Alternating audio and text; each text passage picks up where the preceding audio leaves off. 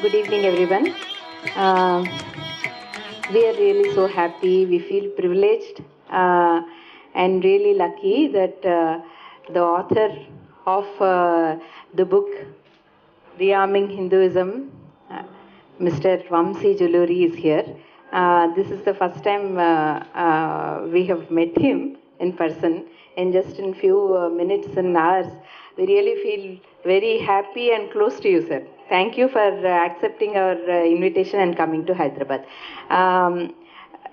So we would like to start the program as soon as possible, but I would like to mention a few things. Although I have no introduction and I'm no expert in religious politics, but from the time I have been a child, my favorite gods are Hanuman and Shiva, but I have not thought about them very much. I have always been thinking about Sri Krishna and wondered always that why did Krishna actually wait for Shishupala's 100 sin? Why was he so considerate?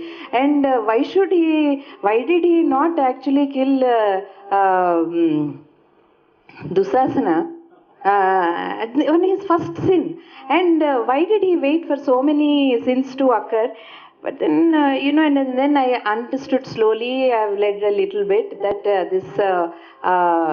these gods of ours are so considerate and, so great to have all these ideas and wait and to prove that humans are heroes rather than gods.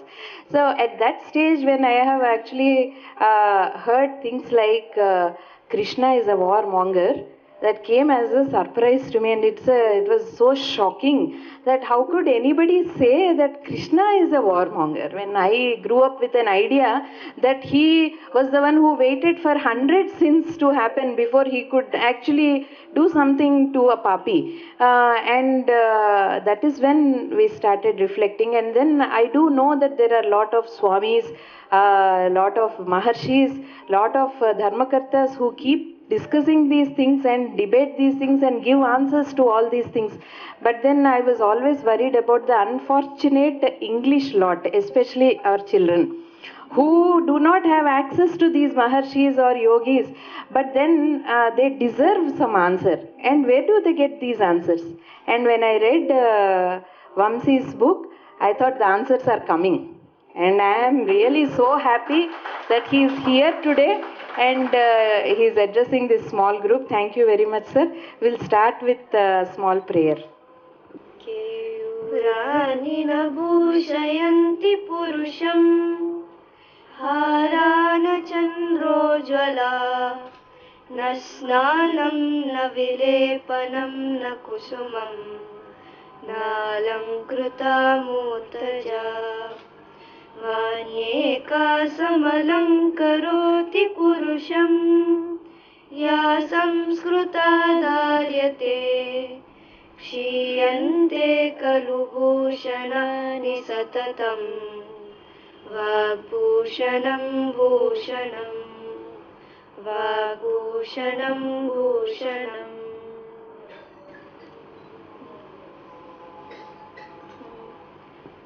अपि स्वर्णमयी लंका न मे रोचते लक्ष्मणः जननी जन्मभूमिश्च स्वर्गादपि गरीयसी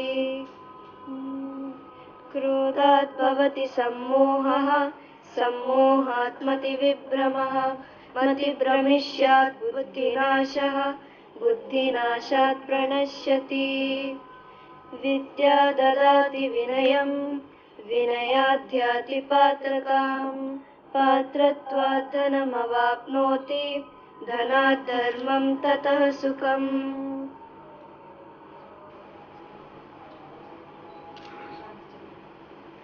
सर्वे भवन्तु सुखिनः सर्वे सन्तु निरामयाः सर्वे भद्राणि पश्यन्तु मा कश्चित् दुःखभाग् भवेत् ॐ सहना भवतु सहनौ भुनक्तु सह वीर्यं करवावहै तेजस्विनावधीतमस्तु मा विद्विषावहै ॐ शान्ति शान्ति शान्तिः.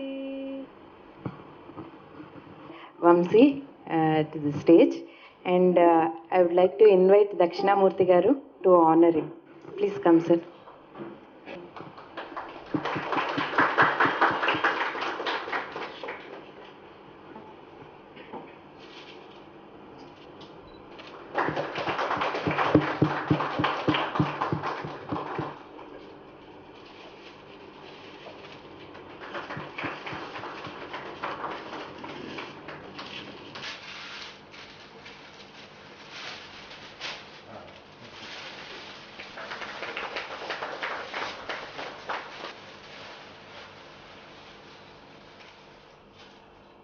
I'll introduce Professor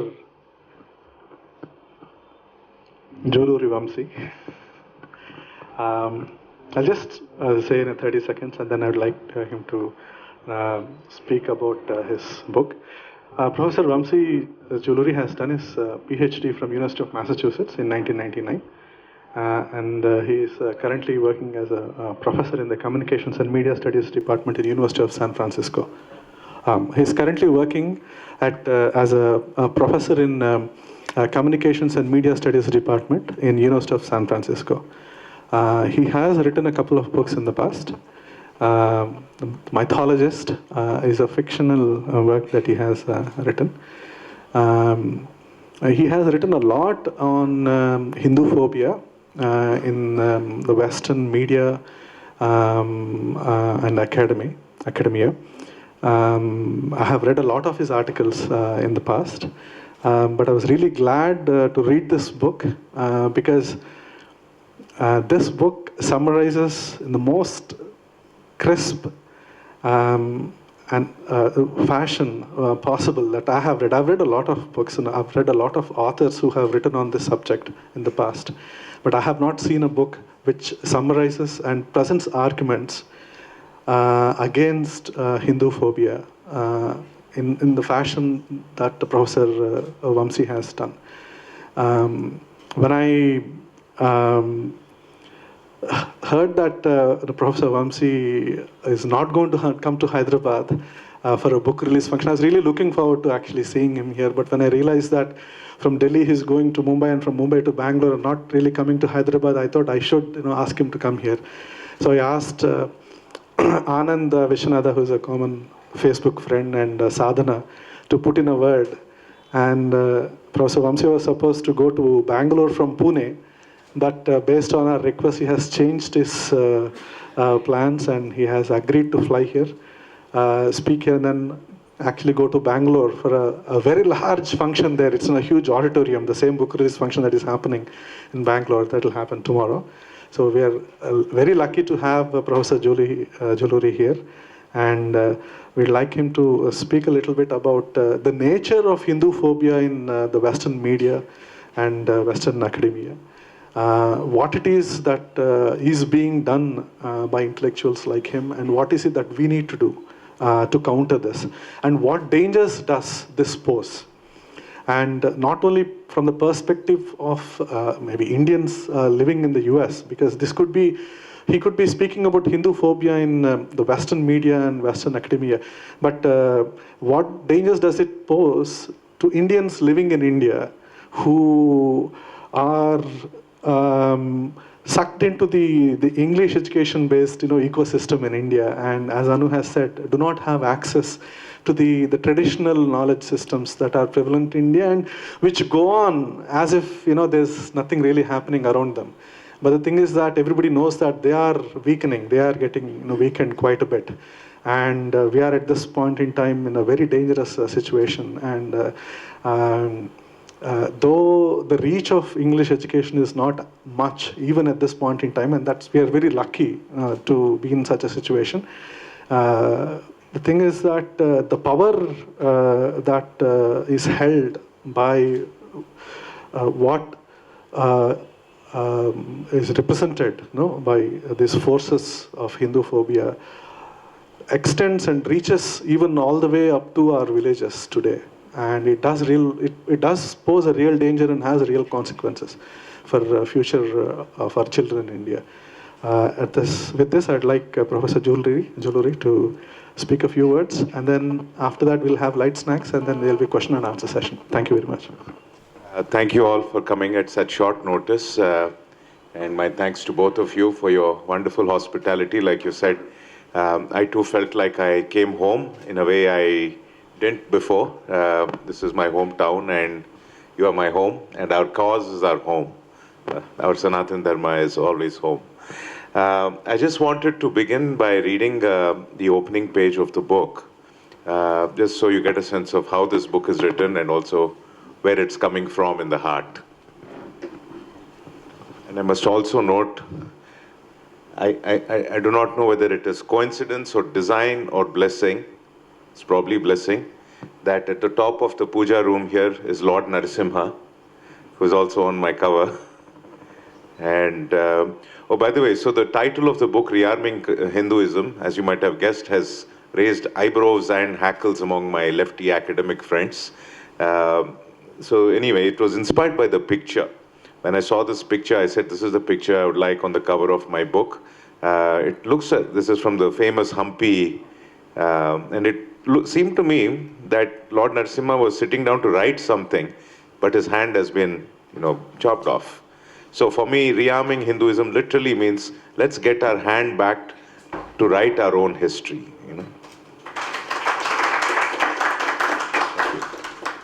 This is from the preface, Your Hinduism. You are an achievement. You may not fully know why just yet, but you have probably felt in some quiet way the fact that you belong to something significant that has come before you in history. You might not know always how to express that feeling, but you know that it inspires you and elevates you. You belong to the one civilization that still stands much as it once did, even after these thousands of years of human history. Thousands of years of wars, conquest, pillage, subjugation, desecration, and devastation. Thousands of years of supposed progress that have given us a world today that runs on brutal violence against nature, life, and the planet itself. You belong to a civilization that is still a mess in India and across the whole world of environmental devastation, cultural confusion, ethical indifference, and economic insecurity. But still it stands, still there is hope. For a civilization is not just buildings and machines, but its people, their thought and their culture. It is a way of knowing the world, a way of giving meaning and value to the contents of life. It is a resource most of all for living intelligently. It is a form of culture, an expression of sensibility, a way of harmonizing science, philosophy, and ethics in a people's every thought, word, and deed. You can call it a religion, or a way of life, or a civilization. You can call it what you will, but no word will suffice. 1 billion people on this earth still call God by the same names that people did thousands of years ago. What exists on this earth unchanged for that long? What religion exists on this earth for that long when so many people have distorted religion and dragged it down from being about love and freedom to being about hatred, coercion, and war? Hinduism could have been wiped out a long time ago, but it wasn't. You are here.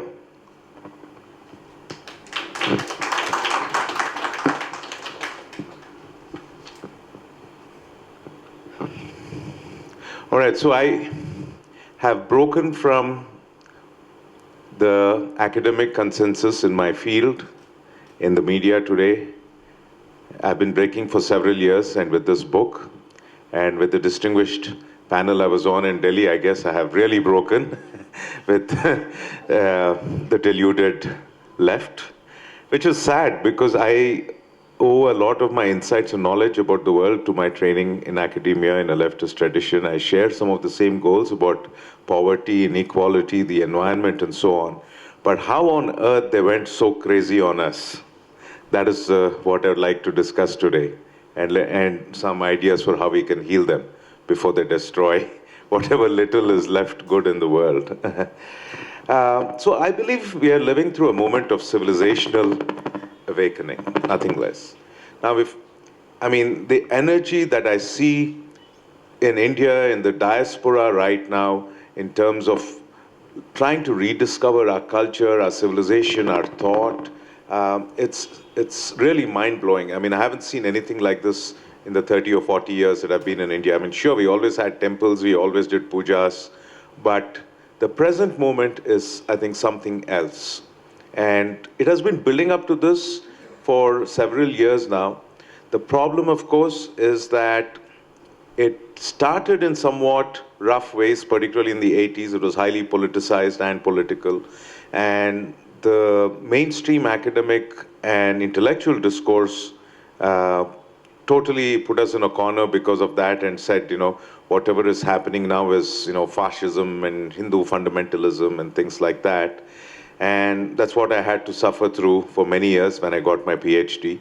I didn't have the intellect or the words yet to make the argument. I just felt there was something wrong with academia and with many of my progressive friends for being so hostile to Hinduism. I just didn't know how to say it just yet, because it really seemed to me that what I understood of Hinduism was very different from this mythical monster they were making it out to be. Sure, there were some rough and tough and ugly moments, from our side in recent years. But then it wasn't happening in a vacuum, one. We have to look at things in a global context.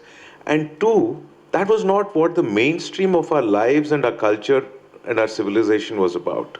So I have been trying very hard to now try and give a voice to this moment and essentially change a discourse. And it's not easy changing a discourse. It's very interesting, being in media studies, and, I'll talk in a moment about what I do in my field. I think it'll be very useful for you to understand where I'm coming from. Changing a discourse is never easy. We sometimes think that if we have a lot of money to hire an advertising company, or we have a advertising genius, we can do it. To some extent, if you're selling a product and a brand, maybe, things like that work. But when you're talking about changing the fundamental beliefs in society, in the culture, and most of all, in the most powerful and influential institutions of society, such as academia, and this is something I'm going to repeat many times today, we don't realize how powerful academia is, I think, sometimes being in India, because in the US, unknown to us, academia has played a very, very powerful role in shaping the destinies of millions of people. If professors say a certain group of people are illegal or criminal, that's it. They could be locked up, they could be deported, they could be banned from entering America. This has happened before. Racist politicians, social scientists have colluded in the 20s. We don't realize that here because I think for us in India, we take engineering seriously and medicine, and we think humanities, social sciences are just something we do for fun. But things are changing, things are changing, and I think the community in America is starting to wake up to the fact that, one of the reasons we are in this very, very dicey, dangerous, terrible, absurd situation today is because we didn't play the social sciences and humanities angle at all. We just didn't even realize it was important or relevant. Today we are waking up to how the tide has been, I mean, how we've been cornered essentially. Uh, but luckily for us, Lord Narasimha is with us. So, anyway, so I want to say something about the academic context briefly, just so you get a sense of how academia in America thinks and why they're saying this crazy stuff. Because it's only by understanding where they're coming from that we can convince them or prove to them how absurd they are. Now, the first thing I want us to remember, I mean, the reason I have a god on the cover and not just a symbolic impression is we need our gods right now. That's how uphill the task is.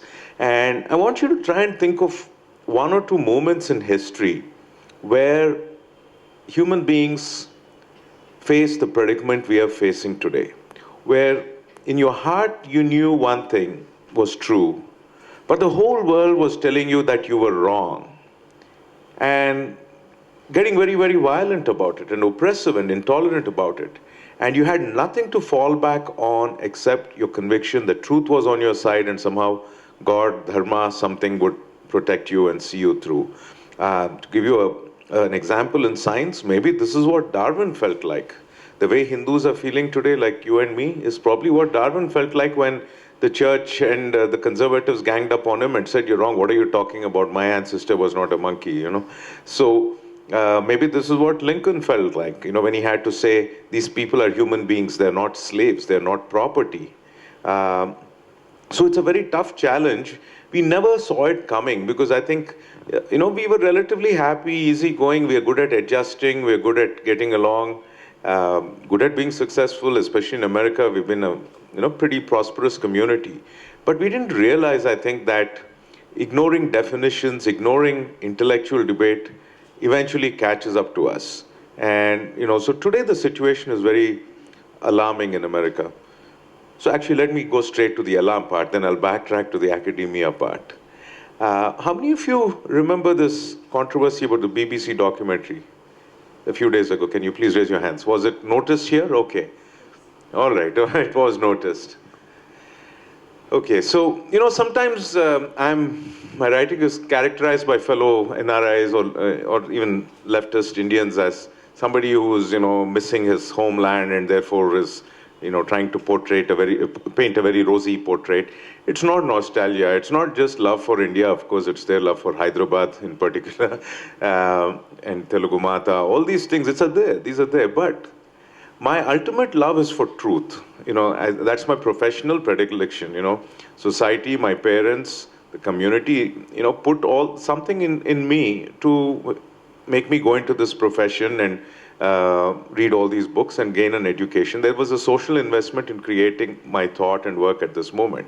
And I feel what my obligation is to speak the truth. And because that's what we do in media studies. In our classes, we're all the time talking about how the media distorts truth, whether it is, the war on Iraq or, how women are misportrayed, all these things. We are doing it. It's just that our truth has been off the radar in academia. And I'll tell you why it's getting dangerous right now. Now, for a very long time, we didn't bother, right? I would say till about the 80s or so, the typical Hindu response was, even if there was a movie like Indiana Jones or a Phantom comic or some Hollywood movie where they said silly things about us, we laughed it off or ignored it. We didn't really bother. Now, there's actually a reason why we didn't bother. It's not because we are passive or indifferent or whatever. It was part of a very unique and successful survival strategy, which no other colonized people did except us, which is probably why we are alive today and still here with our gods and our names. And for this, there's a very important work by a scholar named Ashish Nandi. The book is called The Intimate Enemy. It's a classic in the usual post-colonial and cultural studies circles in academia. I know some of the Hindu supporters tend to be a little critical of Dr. Nandi, but he's one of the few scholars who has at least understood who we are. But he has at least understood what India is and what our culture is. And he has understood Gandhi, he's understood cinema, he's understood Hinduism, which almost nobody else has done. And he makes fun of, books called post-secularism and things like that. So I like him. Anyway, so Dr. Nandi in this book, Intimate Enemy, Loss and Recovery of Self Under Colonialism, explains to us the very unique way in which Hindu culture responded to essentially a very brutal and superior military force that came upon us. And he argues that the way we survived and kept our culture was by becoming silent, which is very interesting. We didn't argue with them. We withdrew from defining ourselves. So these guys came in with all their missionary zeal. They wanted to totally get us into a fight and exterminate us and then romanticize us, the way they did with the Aztecs and so on. We refused to get into that fight. That is what we did, the whole 1800s, early 1900s, that's kind of what we did. And that's sort of where Gandhi also came from. The last publicly engaged Hindu and a hero to me, because I know a lot of people criticize Gandhi. Maybe politically some of his choices were could have been better, but I think philosophically, as a social philosopher, we have to now resume where he left off in terms of using a Hindu worldview to tell us what's going on in the world and what we should do. So anyway, so Dr. Nandi tells us that during colonialism, Hinduism became silent. We didn't argue with anybody. We kind of said yes to whatever the British said, and they let us live. We kept ourselves. So we had our ceremonies, our religions privately. But what happened is that when the British left in 1947, we didn't decolonize India culturally and intellectually. And we know the reason for that, because Gandhi, like in a typical Indian soap opera or movie, picked probably the wrong heir for India. I mean, some could argue and say, under the circumstances, Nehru was the best heir, he was intellectual, kept everything together. But then there is some truth to that, but there is also a lot of truth to the fact that he was culturally disconnected from India. So Gandhi, for example, Hind Swaraj, if you have not read it, please read Hind Swaraj. That's the book that made this book possible for me. It's a brilliant, brilliant book. He wrote it on the ship, returning from London to South Africa. Speaking of handless Hampi Narasimha, Mahatma Gandhi wrote that book with two hands. He wrote non-stop, his right hand started penning, he started writing with his left hand. So, anyway, so you had this moment, you had Hind Swaraj, you had a vision like that, which after that, from the 50s to the present, in India we didn't have. Did any of you learn about Hind Swaraj in school? Did you actually read the text? I'm impressed. Not in school, maybe on your own. Okay. Yes. Okay. So that is the tragedy of India. Even for all the lip service, I think, that was paid to Gandhi, we didn't understand his thought very much. Because then the reality would have been proved that here is a hardcore Hindu. Maybe that's why. Anyway, so we lost about 50, 60 years for decolonization intellectually. That old colonial strategy of being self-effacing, not defining ourselves, going along with everything, remained and lingered. Started to change in the 80s, because obviously we were all getting annoyed with what was going on, with the fundamental injustice, like, are we free or not? Did we really get our country back or not? What is going on here? Now, all of this have happened, but then the challenge essentially was, we simply, I think, did not know how to articulate our pain. We did not know how to organize, strategize, and do something. At least by the time this generation grows up now, we have to figure out what to do. So the dangers right now, as I see it, are like this. So starting in the 80s, we all got very angry, right from the street to the emergence of the new writers and activists who have really given a voice to the anger of the Hindus, who started calling out these academics for their Hinduphobia. They've all done a tremendous job in creating energy, which is good. But what has happened today is that academia in America, and of course academia in India too, which is not powerless. The people who are buying this book are people who don't often get into these debates. So there is a new grassroots awakening, and there is this old vested interest. Okay, I've been beating around the bush. Okay, the reason I think there is a real concern now. Now, during colonial times, the hostility towards Hinduism was open and it was frank. Okay, these guys came in, the British came in. Now, what happened before that, we don't even know for sure because it's been so completely removed from the history book, so I won't even go there in terms of earlier imperialist conquests. Anyway, so the British colonialism time, it was very open, right? These guys believed they had a superior religion, a superior civilization, we were inferior. That was, and it was open hostility. Somehow we dealt with them and said, in a nice way, please go now. Then they left one problem at our doorstep forever, which we still have to deal with anyway, they've gone. So that is one part. Now, what has happened in the last 10 to 20 years or so is officially there is no open antipathy from Islam and Christianity to Hinduism. Okay? So the academics that were writing all this totally crazy stuff about Hinduism today are never doing it in the name of Islam or Christianity or Judaism or whatever. They're doing it in the name of freedom, human rights, secularism. They're doing it in the name of all the things Hindus have traditionally stood for. Even when these guys were all, narky each other, So, by the way, it's a reference to my father's poems. I should just pay a tribute to my father. It's the first time I guess the first time I'm coming to Hyderabad and he's not here, or at least he's in spirit. One of his famous poems, which this was when I was studying in Amherst and studying Marxism, and he wrote a poem in which he had the following. It was a very light-hearted and elegant dig at Marxism, acknowledging its contribution, but also saying, hey, let's not take it too seriously. In that, there was a famous line in which he says, Lenin garu barki barki, Stalin garu narki narki. So that's how my dad, my nanagaru vaccinated me from too much Marxism, I suppose. Anyway, so these guys, in the past, it was open. Now, it is completely under the guise of universal values like human rights that this attack is taking place. Now, the danger is essentially like this. If we go on with this assumption that if we continue to fight saying this is a religious conflict, we are going to end up sounding like religious fundamentalists, which is how they've branded all of us today. So, the way forward is, but if we don't do anything, which was the old colonial strategy, let's just adjust and go along quietly, then the danger is that we are going to be permanently out-defined, robbed of our writing hand, robbed of our voice, and by the time the next generation grows up, things can be really, really ugly.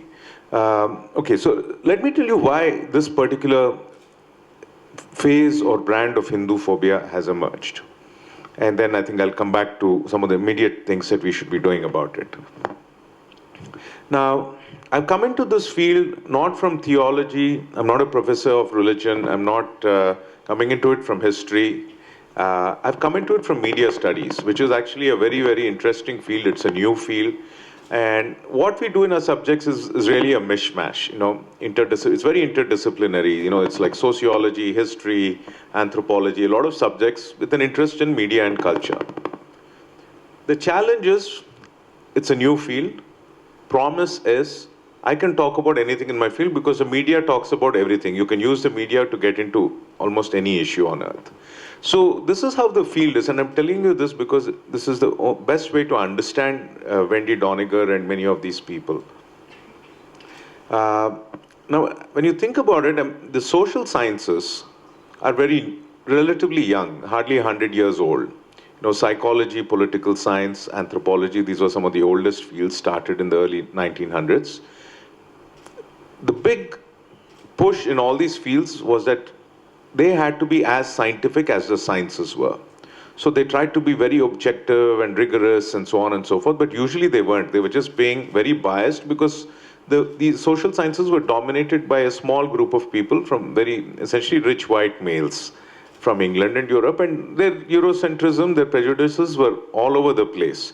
But then because they agreed with each other, they said, okay, peer review, objectivity, this is true, Africans are backwards, Indians are backward, blah, blah, blah. That's how social sciences started, broadly speaking. Now, my own field, those days it was called mass communication research. was very interesting. Now, in the early part of the 20th century, the interest was in using the media like a tool for advertising or for propaganda and so on and so forth. So a lot of the research in mass comm used to look at it from a very psychological point of view. How do we control these variables? How do we make people believe Saddam Hussein or whatever, whoever, somebody is the enemy and go and fight him? Those are the kind of issues they did. This went on till about the 60s. And by the way, that kind of paradigm also had a huge impact on Hinduism in India.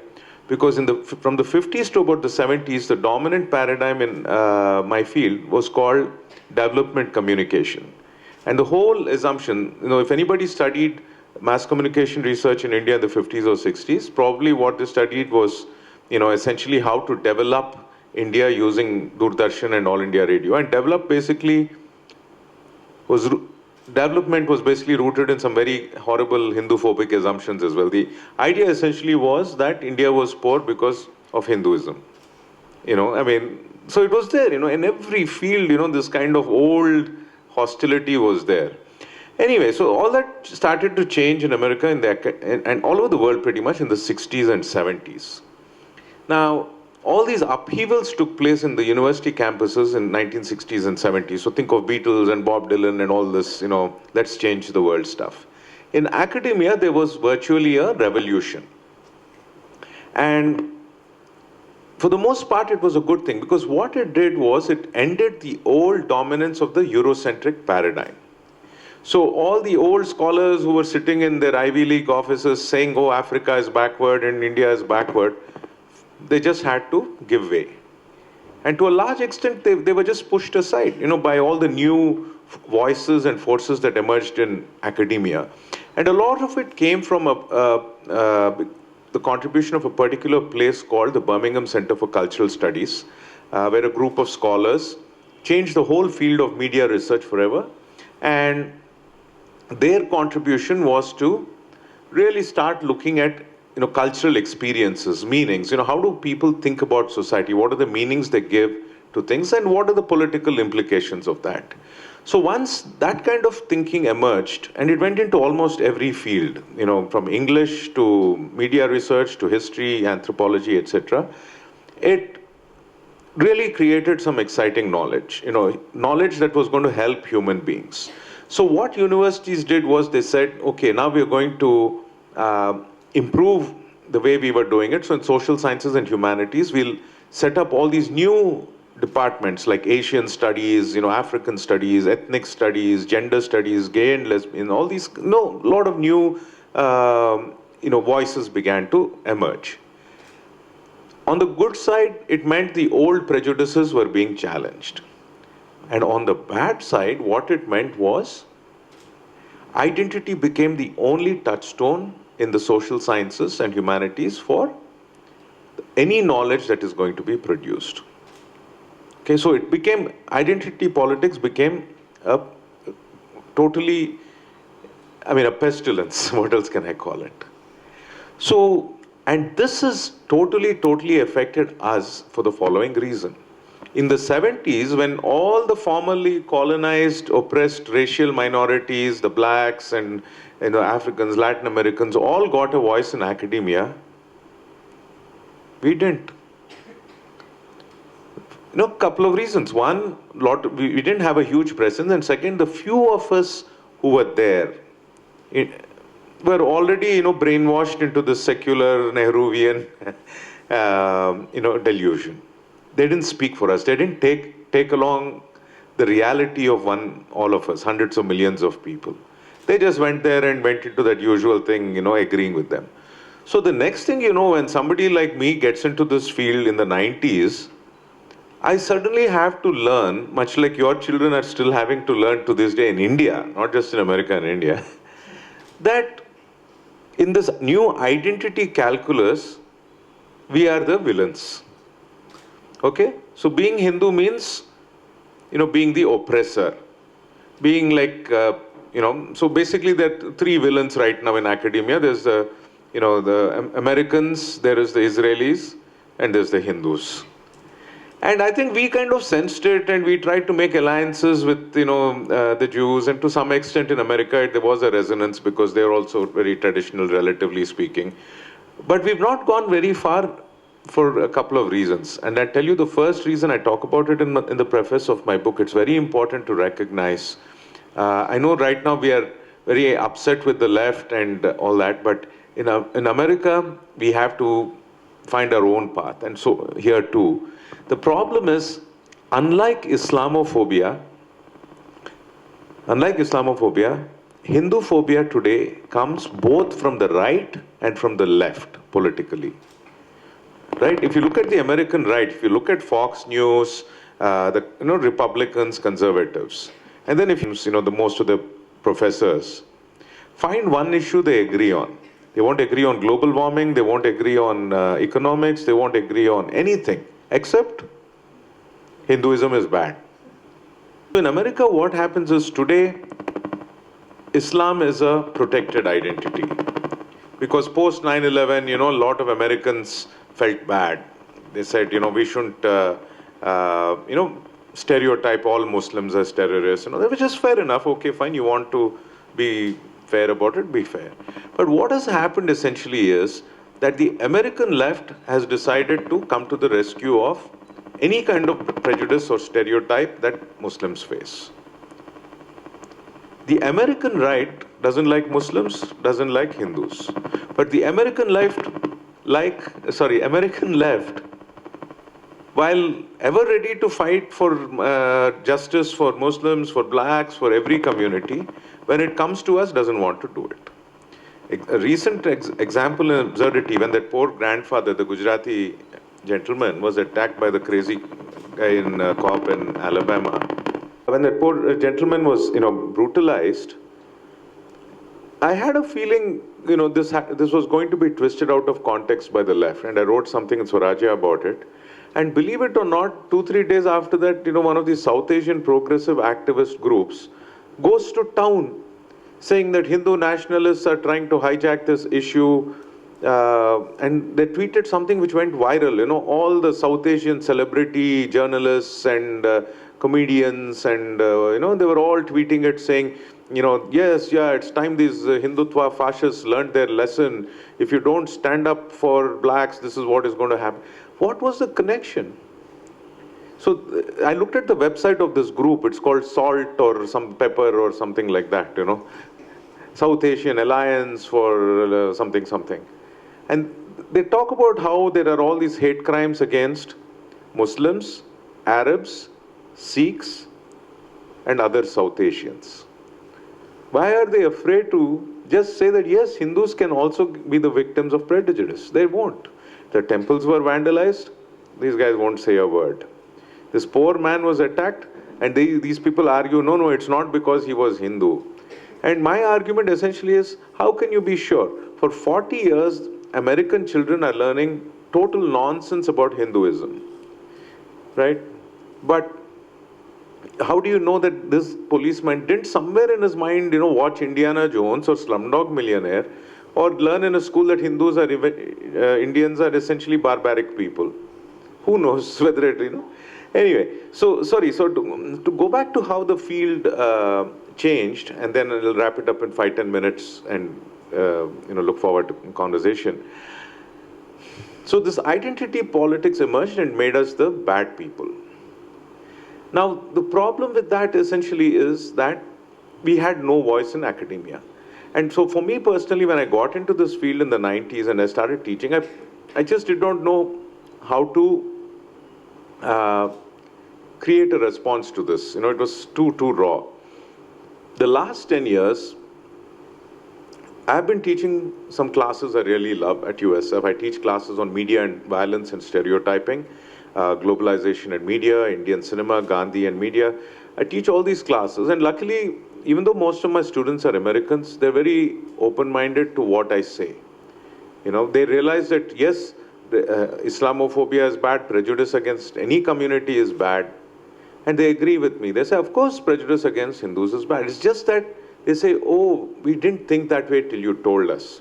For example, when we discussed Slumdog Millionaire, all the Americans think, oh yeah, that was just fine. But then when I said, look, as a Hindu, these are some of the problems. I said, and I asked them, look, in the novel, the hero was an everyman. He was supposed to be, Amar Akbar, Antony, something, whatever, three. Just because, that's the solution in India for any criminal problem, any problem. Most of the time, it's better to treat it as a universal law and order thing, rather than, blame any community and get into identity politics. I said, why is it that they changed the hero's identity from being like the everyman to being a Muslim who is relentlessly victimized only by Hindus? By no one else but Hindus in the movie. No answer. So I ended up reviewing a book, a scholarly book, in which there was a chapter on Slumdog Millionaire, and the author is very upset about how pro-Hindu biased it is. I said, that is how absurd academia has gotten. So you have professors who watch Slumdog Millionaire, which most of us know how appallingly, revoltingly prejudiced it is against us.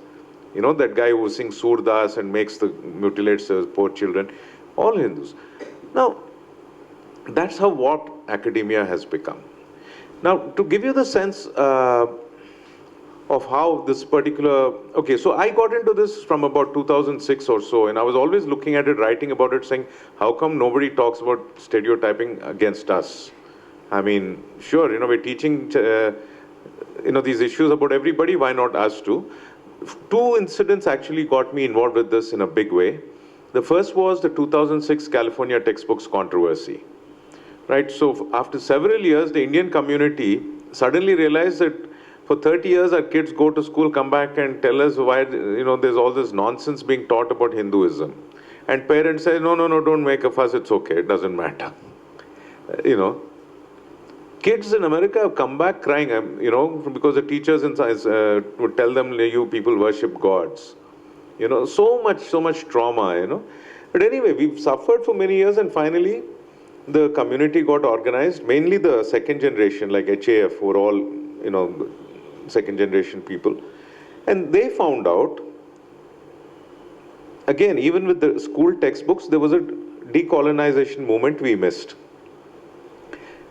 In the 70s or 80s, till the 70s or 80s, all the textbooks were saying bad things about all communities, except whites.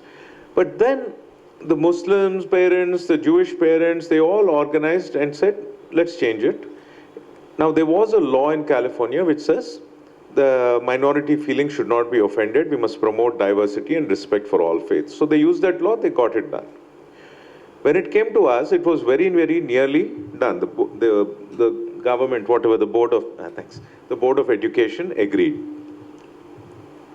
So I followed the debate very closely on the internet. I looked at what the textbooks were saying. I looked at how HAF and all these people were making the argument. It was very civil, professional. It was not crazy, stuff. And I wrote a very strong piece saying, look, I'm not again, this is not a communalism, fascism issue. It's simple. This is a racism issue. These lessons are from 100 years ago when you guys were all legally racist. And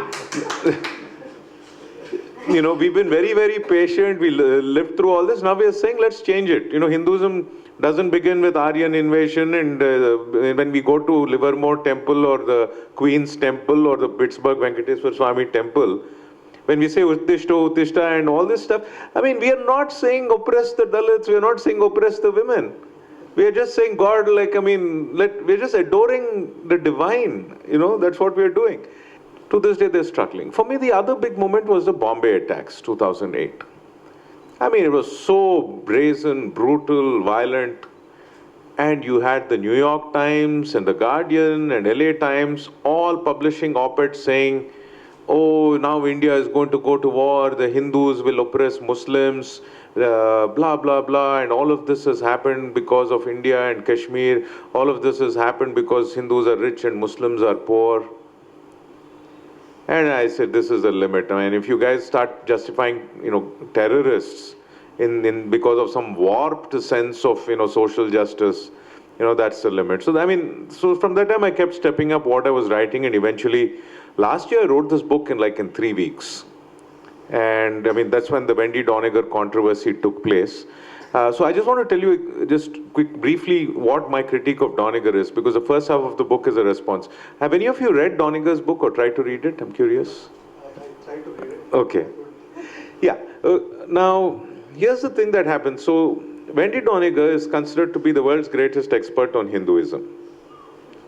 Now, yeah, I kid you not. I mean, she's published in the New York Times. I'm not. I mean, I was lucky that at least Huffington Post was persuaded by my argument, and slowly people are getting persuaded. Now, so Doniger has been teaching Hinduism, and she is the most eminent scholar in the world on Hinduism. Her students teach Hinduism in hundreds of universities, which is all fine. Now, what happened last year was, no, 2-3 years ago, she wrote this book called The Hindus and Alternative History. And last year, finally, an activist in Delhi filed a case, and then Penguin said, we are not going to fight the case, we'll just withdraw the book, which was a clever thing to do because it made her a martyr. And immediately the whole world, oh, Modi is about to win, books are getting banned in India. And you had all these people, see, and then they were blaming the Hindus. They were saying, oh, these Hindus are fundamentalists, they're banning books without reading them. I said, okay, fine, don't ban the book. But you know what? All of you who are cheering that book, have you read the book? They've not. Most of the people who cheer Wendy Doniger have not read the book either. Anyway, I happened to read the book, and I'll tell you a bit of the context. Because a lot of the Hindu activist criticisms of the book have not hit the target. Like Ravana has many heads, the ugliness in that book has many heads. But if you keep removing the heads, the more sprout back. So one such head is the sex and, vulgarity argument.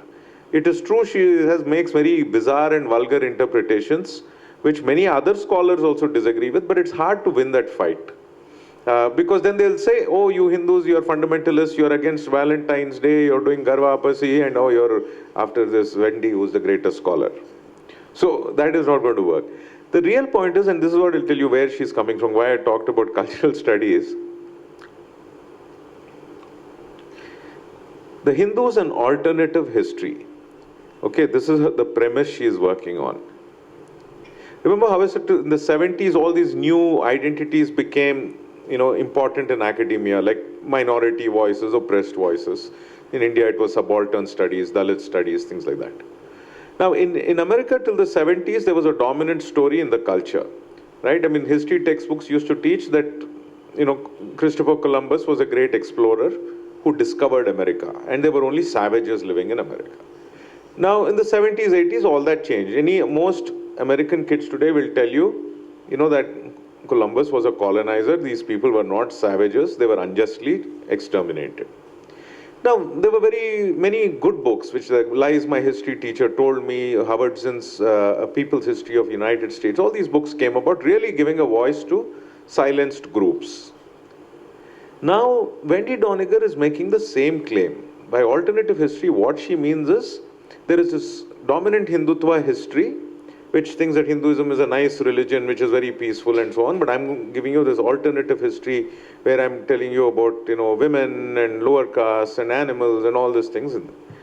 But as I point out in my book, it's very simple. If you look at the structure of her book, if you looked at the structure of, I guess, the Vidyaranya textbooks, as I was so dismayed to learn today, if you look at the structure of the California history textbooks or any American textbooks, they all follow the same structure. They say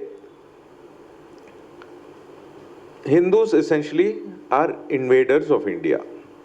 Okay? Indus Valley civilization is not Hindu. Hinduism comes with the Aryan invasion of India. By the way, Wendy Doniger compares the Aryan invasion of India to Hitler's conquest of Europe. How come nobody in the left picks up on that absurdity? No one talks about that. They'll just talk about Dinanath Batra and, things like that. And of course, she also talks about, some of the violence that took place. She says the Muslim conquerors, they weren't really, destroying temples for religious reasons. It was just like a palimpsest. It was just done. Everybody was doing it those days. Then she says, when partition took place, The Hindus participated in a very Vedic kind of violence. And one more, last example, my favorite one from the book. She says, Hinduism is full of violent and capricious gods because of the violence and unpredictableness of the monsoon. She says it's all there in that book. I mean, first of all, when you think of the monsoon, and it's not just my NRI nostalgia, I mean, you think of, some nice movie songs, you think of Lagan, you think of Kalidasa, you smell of earth, Makkabutta, I mean, rain is our life, Monsoon is the most life-giving part of our culture. And here is this person who thinks that this is a Western fantasy about the weather being, unpredictable and violent and therefore our gods. Even Narasimha Swami, a lot of people, are saying this, thinking this Ugra Narasimha, it's not. It is actually a Lakshmi Narasimha. I mean, his hand is broken and Lakshmi was removed. Of course, he's going to look Ugra. So, anyway, so that is Wendy Doniger's premise. And so the first half of my book, I critique, very different parts of this. The second part of the book is my own vision of what Rama and Krishna means. It's very, very poetic, devotional. So I'll just read 2 pages and then we'll break for tea. So,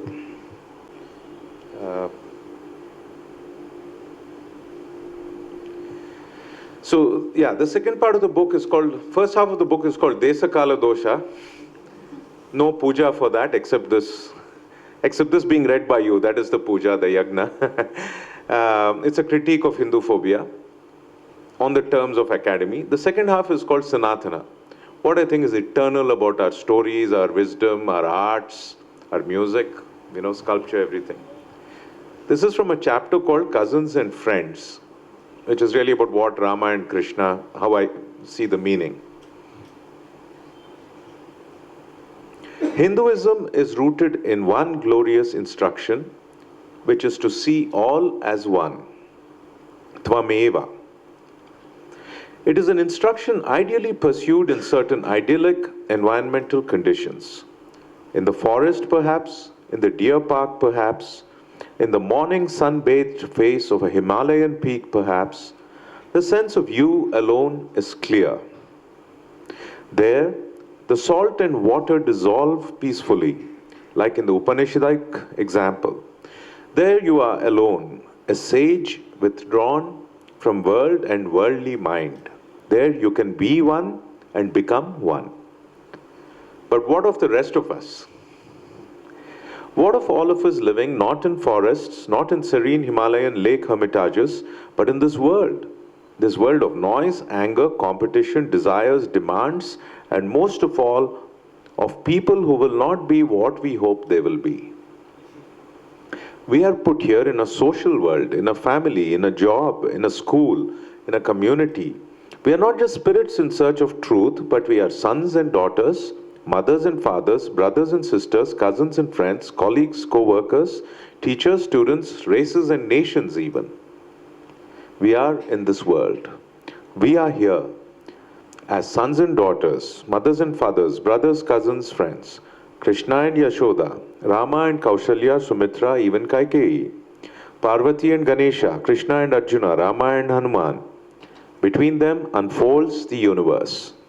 Between them unfolds all the love in the universe. Ideally, we remember, Tvameva Mata, Pita, Bandhu, Sakha. But we humans, we carry more than the moment with us. We carry history. We carry thought. We carry, to use a contemporary word, baggage. Sometimes, in between two humans, a boy and a girl in love perhaps, or a mother and a baby in play, or an elder and a grandchild, what lies between them blooms full and true into the moment. It is love, it is truth, it is the sustenance of the cosmos. Baggage is forgotten. But more often than not, in the daily grind of our lives, what lies between humans is, what lies between humans is not love. It is perhaps only habit, a social role. Yeah, yeah. An itch or expectation, and sometimes a prison. Yeah, perfect. Thanks. Sons and daughters, mothers and fathers, brothers, cousins, friends. Between them sometimes burns all the folly of hate in the universe. Eviscerating hate, body-eating hate, Hiranyakasipu hate, Kamsa hate, Kaurava hate, kingdom-scorching hate. In this jungle of our tangled lies and lives, in this wilderness of affections and attachments turned into recriminations and wounds, in this samsara, amidst shards of words and actions flying like pieces of broken glass, we do not see love anymore. Still, it is from within this bitter brawl of family life that we Hindus yearn to find our gods, our Shiva Parvati, our Vishnu Lakshmi, our beloved avatars, Krishna and Rama. So I'll pause with that.